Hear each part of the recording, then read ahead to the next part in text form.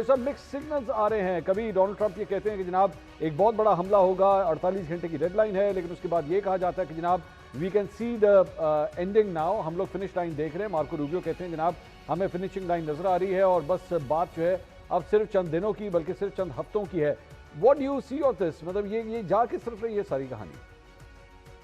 जी, दो हो सकते हैं। एक तो यकीनन इससे ज्यादा तजादात से बड़े भरे बयानात बहुत ही कम देखने में आए हैं, वो भी इतनी यानी एक किसी अमेरिकी सदर की सतह पर। हम्म।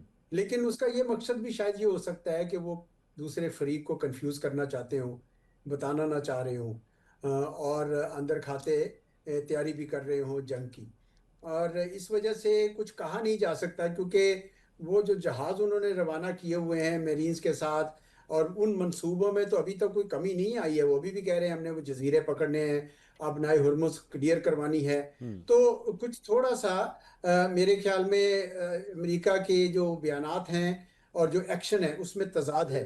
या तो ये खुलकर आ जाए ना कि वो लोग भी बंद कर दें, और जिस तरह बहरी बेड़े वापस गए इसी तरह वो लोग भी वापस जाने शुरू हो जाएं, फिर तो समझ आती है। और इसी वजह से अमरीका, आपने देखा कि ईरान ने बिल्कुल एक्सेप्ट नहीं किया है इस सीज फायर की। कहते हैं कि हमने कोई बात नहीं कर रहे। क्यों नहीं बात कर रहे? क्योंकि उनको भी समझ आ रही है कि ये शायद एक डिसेप्शन है, एक डिकॉय है। हमें लल करना है कि हम बातचीत कर रहे हैं और ऊपर से फुल स्केल बड़ा हमला करें। इस वजह से मेरे ख्याल में अभी तक जो है ये पूरी तरह वाजे हुआ नहीं है कि डोनाल्ड ट्रंप साहब हमला करना चाहते हैं या वाकई वो अमन अमन करना चाहते हैं, जंग बंद करना चाहते हैं। एजाज साहब, आप समझते हैं कि इसकी एक बहुत बड़ी वजह जो है वो oil prices, international oil prices का इतना ऊपर चले जाना? मतलब इससे पहले $110 से भी ऊपर चली गई थी, लेकिन उसके बाद पिछले 24 घंटे में हमने देखा कि उसके अंदर एक ड्रॉप पाया। और इसके साथ साथ जो होम क्राउड यानी कि उनकी अपनी आवाम का जो एक प्रेशर है, जिसमें उनकी पॉपुलैरिटी के अंदर एक हमने डिक्लाइन देखा है, ये फैक्टर्स भी रोल प्ले कर रहे हैं कि डोनाल्ड ट्रंप इस किस्म के मिक्स सिग्नल्स दे रहे हैं? जी यकीनन जी, बिल्कुल। मैं समझता हूँ कि चार पांच मनसूसा फैक्टर्स हैं। पहला तो जो सबसे बड़ा फैक्टर है वो ये है कि ईरान की हुकूमत वहीं की वहीं है, यानी उसको वो गिरा नहीं सके हैं अभी तक।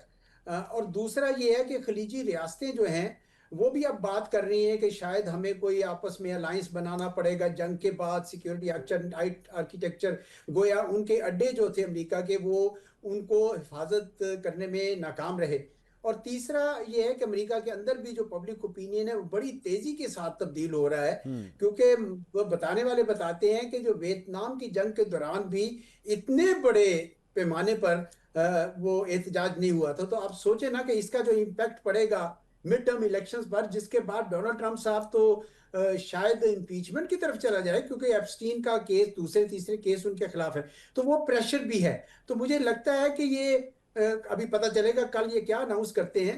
पर मेरा ये शक है कि ये कहेंगे कि हमने तो अपने अहदाफ हासिल कर लिए, अलबत्ता इसराइल अगर चाहे तो वो जंग करता रहे और हम पीछे से उनकी मदद करते रहे। मुझे कुछ इस किस्म का मंजर खिंचता नजर आ रहा है। नहीं तो चौधरी साहब, ये जंग बंदी तो ना हुई ना फिर? बेशक अमेरिका अगर उसमें से पुल आउट भी कर ले, वो कहेंगे ठीक है जी, फ्रंट प्लेयर जो है वो इजराइल अपना काम करता रहे विद अमेरिकन सपोर्ट। ऑब्वियसली अगर ऐसा होता भी है तो चाहे असलहे के लिहाज से हो, इंटेलिजेंस के लिहाज से हो, मतलब पेंटागन की सपोर्ट जो है वो तो इजराइल को फिर भी रहेगी। जो फिर भी रहेगी। और ये शायद उस किस्म की जो एक जिसे फ्रोजन वॉर कहते हैं ना, उस किस्म की हो जाएगी, जिसका मतलब है ऑन अगेन ऑफ अगेन। जैसे ईरान इराक वॉर थी या रशिया यूक्रेन वॉर थी। हम्म। तो वो एक ईरान के सर पर एक तलवार भी लटकती रहेगी, और उनके ख्याल में ईरान आगे जा नहीं सकेगा। हालांकि मेरा ख्याल है कि ये हिकमत अमली भी शायद नाकाम हो जाए, क्योंकि इसराइल का जो आयरन डोम था वो अब काम काम नहीं कर रहा। वहां हम्म। पे बाकायदा ईरान के जो मिसाइल हैं वो चीर कर पहुंच रहे हैं, उनके उनकी पोर्ट्स पर, उनके इलाकों पर गिर रहे हैं। तो इसराइल जो है वो बहुत खफा होगा अमेरिका के इस ऐलान से। उसके हौसले पस्त हो जाएंगे। उसका वो जो ख्वाब था ग्रेटर इसराइल बनाने का, वो तो चिकना चूर हो जाएगा, क्योंकि ईरान तो अभी भी वहां मौजूद है। और खलीजी रियासतें भी सोच में पड़ जाएंगी कि भाई पुरानी तंजीम तो, पुराना सिलसिला तो नहीं चला, अब कोई नया आर्किटेक्चर बनाना पड़ेगा जिसमें ईरान के साथ कोई यानी पुरअमन बकाए बाहमी टाइप करना पड़ेगा उनको जी। तो चॉइस साहब, अगर ऐसा है, हम तो जाहिर बात है प्रिज्यूम कर रहे हैं क्योंकि अभी वो प्रेस कॉन्फ्रेंस होनी है डोनाल्ड ट्रंप की, तो अगर ऐसी सूरत हाल होती है तो आई डोंट थिंक, मेरी राय है, आप इख्तलाफ कीजिएगा, कि इससे तो ऑयल मार्केट्स जो हैं वो नीचे नहीं आएंगी।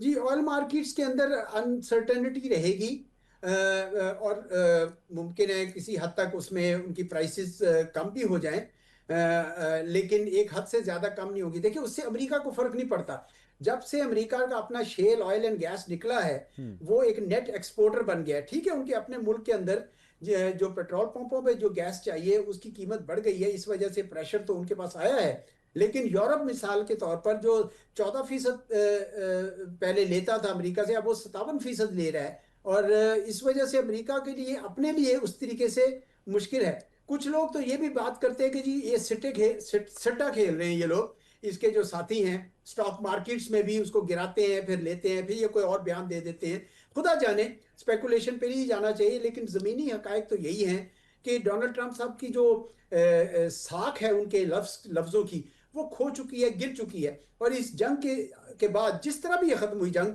مجھے تو سٹیل میٹ پہ ختم ہوتی نظر آ رہی ہے، لیکن جس طرح بھی یہ جنگ ختم ہوئی، امریکہ کا جو قد کاٹ ہے وہ بہت شدت سے گر جائے گا۔ امریکہ اور یورپ کے درمیان میں بھی جو غلط فہمی ہے وہ اب ایک دم سے نہیں پور ہو سکیں گی۔ ڈونلڈ ٹرمپ کے جانے کے باوجود میرے خیال میں اس کے بعد بھی یورپ جو ہے وہ اپنی سیکیورٹی پر زیادہ توجہ دے گا، وہ روس کے ساتھ کسی قسم کی پرامن بقائے باہمی بھی چاہے گا، اس میں ایک رسک بھی بہت بڑا ہے، کیونکہ جرمنی نے اگر اپنے آپ کو عام کرنا شروع کر دیا تو لوگوں کو بھولے گا نہیں کہ یار انہوں نے تو پہلی 2 جنگیں عظیم انہوں نے کی تھی۔ ادھر ایشیا میں بھی جو جاپان اور ساؤتھ کوریا اور فلپین وغیرہ بھی سوچیں گے کہ اب امریکہ کے اڈے ہمیں رکھنے بھی چاہیے کہ نہیں رکھنے چاہیے، کیوں نہ چین سے بنا کے رکھی جائے، تو چین جو ہے وہ ایک بہت بڑی قوت بن کے ابھرے گا اس جنگ کے بعد۔ جی تو چوہے صاحب، اگر چلیں آپ نے اچھا کیا، آپ نے سپر پاورز کا جو آپس کا کلیش ہے آپ نے اس کا ذکر کر دیا، اس سے پہلے وینزویلا میں امریکہ کی جانب سے جو کچھ کیا گیا، ایران میں جو کچھ اس وقت کیا جا رہا ہے، اور اس کی وجہ سے الٹیمیٹلی وہ تمام ممالک جہاں پہ یہ بیسز موجود ہیں آبویسلی ان کو بھی بہت سے ڈینٹس لگے ہیں، ان کے اوپر بڑی شدید بمباری ہوئی ہے۔ یہاں پہ یہ کیوبا کا نام بھی ڈونلڈ ٹرمپ جو ہے وہ مختلف جگہوں کے اوپر ایک آدھی تقریب کے اندر اس نے لیا بھی ہے۔ سو مین مقصد تو یہی تھا کہ وہ اپنے آپ کو ایز اے سپر پاور پوری دنیا کے اندر یہ باور کروا سکے کہ ایون دو چائنا کا رائز آ رہا ہے but America is still bigger than them, امریکہ جو ہے وہ ابھی بھی اس سے زیادہ ہے۔ اگر یہ جنگ سٹیل میٹ کی صورت میں جس طرح آپ نے فرمایا اگر یہ ختم ہوتی ہے تو امریکہ کی پوزیشن پہلے سے زیادہ کمزور ہوگی، ویسے ہی رہے گی، یا آپ کے خیال میں اس کا جو ہدف تھا زیادہ بڑی سپر پاور ہونے کا وہ قائم ہو جائے گا؟ نہیں صاحب، بہت واضح ہے کہ بڑی کمزور ہوگی، ٹھیک ہے۔ وہ تو پھر کیوبا پہ بھی نہیں جا سکیں گے، جس طرح سے انہوں نے کینیڈا کا شروع کیا تھا اب اس پہ بھی بیٹھ گئے ہیں۔ کینیڈا نے جب سے ان کے ساتھ اپنے معاملات بند کیے ہیں، ایلومینیم کی سپلائی بند کی ہے، سٹیل کی سپلائی بند کی ہے، ان کو سمجھ نہیں آ رہی کہ کیا کریں گے، اور اسی طریقے سے یورپ میں گرین لینڈ کے مسئلے کے اوپر بہت ناچاکی پیدا ہو گئی ہے، اور یہ بالکل ویسٹرن ہیمسفیئر تک محدود ہو کے رہ جائیں گے۔ دنیا کے اندر جو ہے جو چین کا ڈنکا بجنے لگ جائے گا، اور چین نے پہلے یہ جو نکات ہمیں ہوئے نا، جب گئے ہیں ہمارے وزیر خارجہ صاحب اسحاق ڈار صاحب جب گئے ہیں، اور وہ 5 جو نکات آئے ہیں اگر آپ غور کریں تو ان نکات میں بڑی مماثلت ہے اس ورلڈ آرڈر کی کے جزیات کی جو پریزیڈنٹ شی اور پریزیڈنٹ پیوٹن نے 2022 میں اناؤنس کیے تھے۔ ٹھیک۔ انہوں نے کہا تھا کہ بھئی اب ہم جو نظام بنائیں گے، اگلا نظام جو بنے گا وہ انڈیویزبل سیکیورٹی پہ بنے گا، کولیکٹیو سیکیورٹی پہ بنے گا، اس کے اندر ہم وہ سارے ابدی اصول جو اقوام متحدہ کے تھے وہ لے کر آئیں گے واپس، اور اس میں انٹر ڈیپینڈنس آئے گی، اس میں گلوبلائزیشن آئے گی، اس کے اندر انٹر کنیکٹیوٹی آئے گی، اور respect for sovereignty and territorial integrity آئے گی۔